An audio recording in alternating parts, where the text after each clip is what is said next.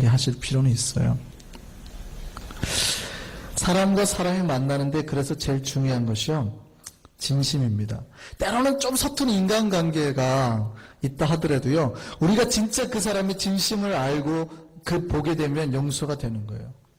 어떤 사람이 소풍을 갔어요. 소풍을 가지고 친구들이랑 소풍을 갔는데 갑자기 길을 걸어가는데 뒤에서 친구가 막 욕을 하는 거예요. 자기한테 욕을 하고 막 따라와가지고 자기를 확 뒤에서 덮치더니 뺨을 갑자기 막 때리는 거예요.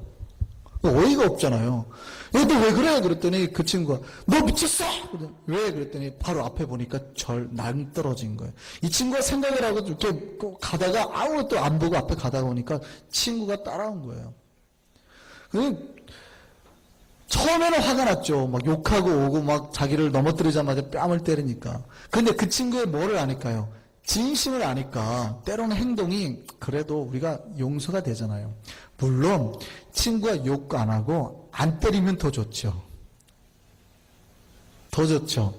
그러나 방법이 조금 안 좋다 하더라도 마음이 통하면, 진심이 통하면 그것이 전해지잖아요. 어떤 덩치 큰 사람이 어느 목사님 집을 찾아갔대요. 그래가지고 이제 막 얘기를 하는 거예요. 목사님, 이 동네에 불쌍한 가정이 정말 끔찍하게 어려운 그 가정 사정이 있어서 제가 말씀드리려고 왔습니다. 아버지는 죽었고요. 어머니는 아파서 일을 할 수 없고요. 아이들은 넷이나 되는데 지금 굶주리고 있습니다. 지금 집세를 못 내가지고 4,000불이나 되는 집세를 밀려있는데 누군가 내주지 않으면 추운 겨울날 지금 거리로 쫓겨날 판입니다. 목사님 깜짝 놀랐어요. 어우, 심각한데요. 그래서 물었습니다. 그럼 댁은 누구세요? 그분이 막 울면서 막 얘기했어요. 저요, 집주인입니다. 그러니까 물론 이분의 행위가 지금 보세요, 사랑을 전하는 모습이라고 말할 수 있어요. 그죠? 그렇지만 뭐가 없어요? 진정성이 없어요. 마음이, 이분의 겉모습은 오히려 괜찮잖아요. 그런데 마음의 진심이 전달이 안 되니까 그 마음의 감동을 못 주죠. 중요한 거는요, 진심입니다. 진심이 인정되면 누군가에게 나중에 기억으로 남아요. 자, 여기서 다시 우리 처음에 제가 드렸던 말씀 기억하시면서, 그럼 우리는 누군가에게 어떻게 기억으로 남고 있을까요? 누군가에게 어떻게 기억으로 남고 있을까요? 혹시 어떤 사람에게 원수로 남고 있진 않아요? 여러분만 생각하면 혹시 이를 바득바득 가는 사람 있지 않아요? 크리스천은 그런 거 남기시면 안 됩니다. 누군가가 여러분을 생각할 때마다 감사의 마음이 떠올라, 느껴져야 돼요. 저분만 하면, 맞아. 저분 때문에 내가 그때 죽을라다 살아났어. 이런 말들이. 저분은 진짜 착해요. 내가 저분 때문에 그때 얼마나 행복한 한때를 보냈는지, 이런 기억들이 떠오르게 만드시는 것이 크리스천의 삶입니다. 그러니까 여러분만 생각하면 누군가가 행복해하고 즐거워하고 만족해야 된다고요. 언제 그래요? 진심을 전했을 때예요. 우리가 그 사람을 진심으로 대했을 때 제 안에 있는 속의 마음이, 그럼 때로는 내가 표현하는 방법이 거칠 수 있거든요. 내가 잘 몰라요. 그 표현하는 방법도 모르고 때로는 툴툴대고 나오더라도 진심이 있으면 그분이 나를 그렇게 기억하게 된다는 겁니다. 오늘 본문에 바울이 빌립보 성도들에게 뭐라고 그래요? 지금 바울에게 빌립보 성도는 그런 존재였습니다. 바울은 빌립보 성도들을 생각할 때마다 하나님 앞에 감사가 나왔대요. 왜 그러냐면요, 바울이 빌립보 교인들에게 사랑을 많이 받았거든요. 바울은 맨날 빌립보 교인들의 그 후원과 사랑으로 왔대요. 그 복음을 전했대요. 빌립보 교회는 다른 지역보다 더 가난했대요. 그런데 바울의 필요를 채워주기 위해서 가장 많이 애썼어요. 바울은 이거 감사했습니다. 빌립보서 4장 15절 한번 볼까요? 빌립보서 4장 15절에 바울이 뭐라고 그러냐면 이렇게 말했어요. 같이 읽겠습니다. 빌립보 사람들아, 너희도 알거니와 복음의 시초에 내가 마게도냐를 떠날 때, 그 지역이에요. 마게도냐를 떠날 때에 주고받은 내 일에 참여한 교회가 너희 외에는 아무도 없었느니라. 바울이 그 지역을 떠나고 막 힘들 때 와가지고 다 후원해주고 환송해준 사람들이 빌립보 교인들이었어요. 또 고린도서 8장 1절에서 8절 한번 볼까요? 읽어보겠습니다. 시작. 형제들아, 하나님께서 마게도냐 교회들에게 주신 은혜를 우리가 너희에게 알리니. 고린도서의 교회에 쓰는 편지예요. 마게도냐라는 건 빌립보 교회에 말하는 거예요. 내가 너에게 알려노니 환난의 많은 시련 가운데서 그들의 넘치는 기쁨과 극심한 가난이 그들의 풍성한 연보를 넘치게 하였느니라. 무슨 얘기냐면 그들은 환난 속에서도 기뻐하였고 극심 가난한데, 저렇게 가난한데도 풍성하게 연보로 재정으로 도왔느니라. 그러니까 내가 그들을 얼마나 기뻐하는지 고린도 교회에 자랑하고 있는 거예요.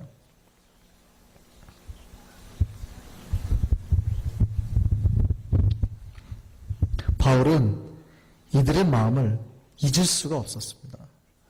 바울에게 빌립보 교회는 떠오르면 가슴이 아련한 그런 사람들인 거예요. 바울에게. 저 사람들은 너무 진짜 나에게 좋은 존재, 아름다운 존재, 나를 기쁘게 만들었던 그런 사람이라고 떠오르는 겁니다. 여러분, 빌립보 교인 같은 그런 교우들 되시기 바랍니다. 누군가 여러분을 떠올렸을 때요, 정말 그때 한성교회 어느 집사님, 권사님 하면 막 가슴이 벅차서, 맞아요. 그때 그분들 때문에 내가 너무나 행복했어, 즐거웠어. 이렇게 기억되기를 바랍니다. 특별히 바울의 마음이 잘 드러나는 구절이요, 오늘 본문 8절에서 11절입니다. 뭐라고 그래요? 바울도 그러니까 그들을 그렇게 사랑한대요. 뭐라고 그러냐면요, 내가 예수 그리스도의 심장으로 너희 무리를 얼마나 사모하는지. 바울도 그렇게 사랑한대요. 그들이 하나님 앞에, 정말 바울이 그들을 하나님 앞에 그런 열정 가운데, 고백 가운데 올라가도록 그들을 위해서 날마다 기도했답니다. 얼마나 아름다운 표현입니까? 그리고 그들에게 최고의 기도를 올립니다. 11절에 뭐라 그래요? 같이 읽어보겠습니다. 예수 그리스도로 말미암아 의의 열매가 가득하여 하나님의 영광과 찬송이 되기를 원하노라. 바울은 그 빌립보 교인들이 날마다 하나님 앞에서 영광과 찬송으로, 여러분 삶의 여러 가지 의의 열매들로 그렇게 올려주는 존재로 살기를 바란대요. 바울이 빌립보 교인들에게 이렇게 최고의 감사와 찬사를 올리잖아요. 하나님께 영광을 돌리잖아요. 그렇게 올린 이유가 뭐예요? 바울을 단지 물질적으로 도왔기 때문일까요? 그것도 있어요. 제가 말씀드렸죠, 앞에서. 그것도 있어요. 그런데 그거보다 더 큰 이유가 있었습니다. 그러면 나를 잘 섬기면 좋은 성도고, 그럼 나를 잘 못 섬기면 안 좋은 성도입니까? 그럼 너무 이기적이잖아요. 쉽게 말하면 바울한테 좀 잘해주면 좋은 성도고, 바울한테 좀 소홀히 했다고 나쁜 성도고, 그러면 이기적이잖아요. 어떤 목사가 그 성도들을 판단할 때 나한테 잘해주니까 좋은 성도고 나한테 못해주면 나쁜 성도고, 그러면은 이상하잖아요. 물론 저한테 잘해준 좋은 기억으로 남지만 더 높은 수준의 판단이 바울에게 뭔가 있었다라는 겁니다. 바울이 빌립보 교인들을 높게 평가하는 이유가 하나 따로 있었어요. 더 스페셜하게 놓는 이유가. 그게 뭔가 보겠습니다. 오늘 3절 5절 한번 보겠습니다. 빌립보서 3절 5절 같이 보겠습니다. 내가 너희를 생각할 때마다 나의 하나님께 감사한다. 내가 너희를 위해서 간구할 때마다 기쁨이 넘치는데, 너희를 위해서 항상 그렇게 기쁨으로 간구할 수 있는 이유는 5절에 뭐라 그래요? 너희가 첫날부터 이제까지 복음을 위한 일에 참여하고 있기 때문이다. 빌립보 교인들의 중심이 어디에 있었냐면 예수 그리스도의 십자가, 이 십자가의 복음 속에 있었대요. 이 십자가의 복음 증거하는 증인으로 사는 것에 있었대요. 이것에 바울이 빌립보 교인들을 높이는 이유입니다. 니네가 진짜 나에게 그런 기쁨거리가 되는 이유가 여기에 있다라고 말하는 겁니다. 그들은 신실했어요. 하나님 믿는데 신실했어요. 바울이 이것에 아주 만족해하는 겁니다. 그리고 그 예수 그리스도 복음을 증거하는 증인의 사역에 뛰어드는 빌립보 교회를 보고 감사하고 기뻐했다라는 겁니다. 왜요? 복음을 위한 사역이 가장 바울이 바라는 적합한 삶이거든요. 그 교회 바라는 최고의 삶이거든요. 이거는 바울만 기뻐하는 삶이 아닙니다. 우리 주님께서 기뻐하시길 원하시는 삶이에요. 마태복음 28장 한번 볼까요? 마태복음 28장 한번 보겠습니다. 같이 한번 19절에서 20절까지 크게 한번 읽어보겠습니다. 시작. 그러므로 너희는 가서 모든 민족을 제자로 삼아 아버지와 아들과 성령의 이름으로 세례를 주고 내가 너희에게 분부한 모든 것을 가르쳐 지키게 하라. 볼지어다 내가 세상 끝날까지 너희와 항상 함께 있으리라 하시니라. 이것이 마태복음 제일 마지막에 예수께서 승천하시기 직전에 제자들에게 남긴 사명이에요. 이게 뭐예요? 복음 증거하는 자의 삶 아니에요. 바울이 기뻐하는 빌립보 교회를 보고 기뻐했던 것의 삶의 적이라니까요. 그러니까 바울이 기뻐하는 이유가 니네가 예수 그리스도의 말씀대로 사는구나, 예수 그리스도의 명령대로 사는구나, 신실해. 그게 기쁘다는 거예요.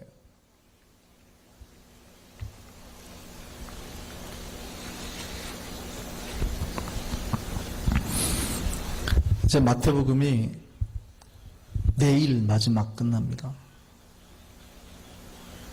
제가 지금까지 마태복음 몇 번 설교할게요.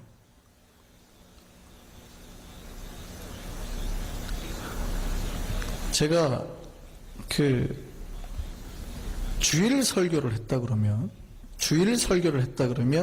3년치 설교를 제가 마태복음 설교를 했습니다. 새벽에. 대략 계산이 되세요? 매주일 마태복음 설교했다 그러면 3년이 지나야 끝날 설교를 지금 끝냈거든요. 강의 설교를. 내일이 마지막이에요. 오시라고요. 내일 삼성교회 주최 새벽에. 내일 마지막입니다. 내일 성경이 창세기부터 하나 꿰뚫어주는 비밀이 열려요. 그리고 끝납니다. 드디어 마태복음이. 제가 목회하는 동안에 마태복음 강의를 다시 할 수 있을까요? 우리 한성교회에서 제 평생에 못 할 수도 있겠습니다. 마태복음 강의 설교는. 왜냐하면 할 게 너무 많으니까. 마태복음 강의 설교가 드디어 내일 끝이 납니다.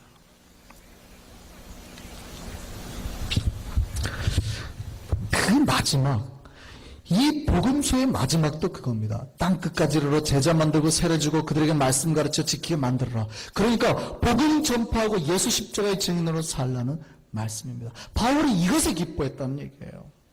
빌립보 교인들을 보고 니네가 정말 십자가의 한 복판에 사는구나, 그 메시지 붙들고 사는구나, 진실 가운데 하나도 흔들리지 않고 사는구나, 이것에 기뻐했다고요. 그래서 너희들만 생각하면 내가 감사가 나와, 이 얘기했다고요. 우리 교회가 바울이 기뻐했던 빌립보 교회 같은 믿음의 교회로 서기를 바랍니다. 때로는 표현하는데 서툴 수 있다니까요. 그것 때문에 살짝 상처 줄 수도 있어요. 중요한 건 뭐예요? 진실, 내면, 본질을 잡으면 다른 것들은 때로는 그렇게 해도 이해가 돼요.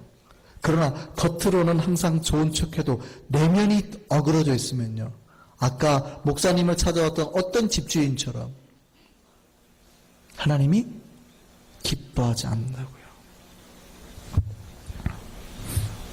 우리는 많은 다른 사람들에게 어떻게 기억이 될까요? 크리스찬들은요, 그것 고민해야 됩니다만 그거보다 앞서 하나 더 생각하셔야 될 것이 하나님이 우리를 어떻게 생각하실까를 더 많이 고민하셔야 됩니다. 정말 하나님 우리를 하나님의 순수한 주의 백성으로 생각하시는지, 아니면 농땡이 잘 찐 뺀질뺀질한 종으로 기억될 것인지, 아니면은 앞으로는 거룩한 조국하고 뒤로는 음흉한 사람으로 기억하시는지, 그렇지 않으면 정말 순전하고 거룩한 종으로 날마다 주님 앞에서 신실한 예배와 삶을 살았던 사람으로 하나님이 기억하실지 고민하셔야 된다는 겁니다. 여러분에게 제가 단호히 말하는데 우리가 하나님 앞에 참 진실한 종으로 세워지고 기억되기를 바랍니다. 주님의 마음을 시원한 자들인 종으로 남기를 바랍니다. 주님의 복음 들고 땅끝까지 주의 복음 증거하며 사랑하며 나누며 사는 우리가 되기를 바랍니다. 여러분이 이웃의 감사 제목이 되기를 바랍니다. 우리 한성교회가 하나님의 기쁨의 제목 되기를 간절히 바랍니다. 기도하시겠습니다.